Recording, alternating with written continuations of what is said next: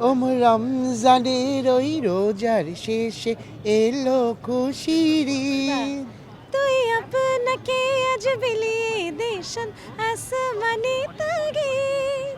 রমজানের ওই রোজার শেষে এলো খুশির ঈদ। আমাদের তো শেখার শেষ নেই। এখানে এসে যেটা ভালো লেগেছে মনে হচ্ছে আমি দুবাইতে আছি বা সৌদি আরবে আছি, ওই ফিলটা পেয়েছি। যদিও এখন পর্যন্ত সৌদিতে যাওয়া হয়নি, দুবাইতে হয়তো ছোটোবেলায় গিয়েছিলাম।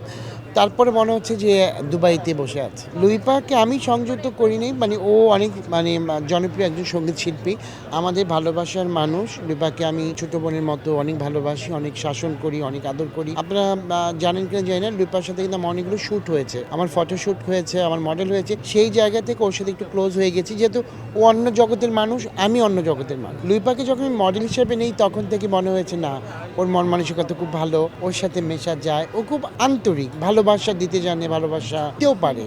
সেই জায়গা থেকে বলবো ওর সাথে ওই বন্ডিংটা হয়ে গেছে, যে কোনো আমার শো আসলে বা ওর শো আসলে ও আমাকে রেফার করে বা আমি ওকে বলি, আমাদের বন্ডিংটা এরকম হয়ে গেছে আর কি। আর হয়তো লুপা যদি ফ্রি থাকে, লুপা ওই ডেটটা আমরা এখানে যাবো, তুই কি ফ্রি আছিস? আপনি বিলিভ করবেন কি না, আজকে আমাকে ক্লায়েন্টও ফোন করে বলছে, দাদা লুপাকে একটু আসতে বলেন না, লুপা আসুক না একটা ওপেনিংয়ে।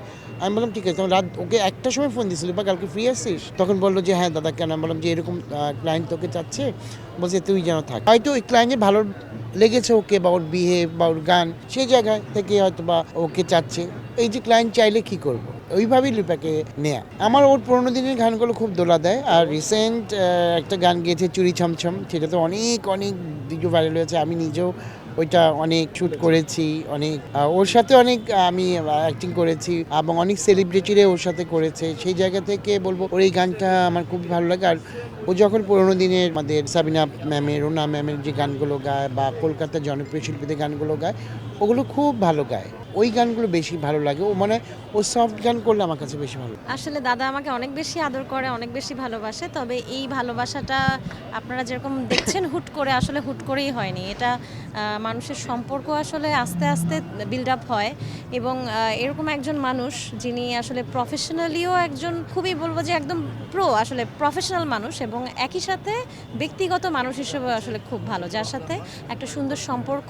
মানুষের সম্পর্ক সুন্দর হলে তো সেটা বেশি দিন টিকে না, কিন্তু গৌতম সাহা দাদার সাথে আসলে কারো যদি সম্পর্ক হয়, সেটা আপনি দেখবেন যে লং লাস্টিং হয়, কারণ উনি মানুষটাই এরকম। আমরা সেক্টর আলাদা, বাট ইন্ডাস্ট্রি তো একটাই। আমারও মনে হয়েছে যে আমি যেহেতু একটা পাবলিক ফিগার, আমি যদি একটা ভালো কিছু মানুষকে ইন্সপায়ার করি, ভালো কিছু যদি রিভিউ দেই, ভালো কিছু প্রমোট করি, মানুষের নিশ্চয়ই ভালো লাগবে, বা আমার ওপর সেই আস্থাটা আছে ভালো জিনিসটা ওনাদের অ্যাকসেপ্ট করার জন্য। আর সেই জায়গা থেকে আমার মনে হয় যে আমাকে হেল্প করতে পারেন শুধুমাত্র একজন ফ্যাশন কোরিওগ্রাফার। গৌতম দার মতো এরকম রিনাউন্ড ফ্যাশন কোরিওগ্রাফারের সাথে কাজ করতে পারছি, দাদা হিসেবে যে ওনাকে আমার সাথে পাচ্ছি, আমার কাজে যে উনি এগিয়ে আসছেন, আমার কাজকে প্রমোট করছেন, এটা আসলে আমার জন্য অনেক বড় একটা পাওয়া।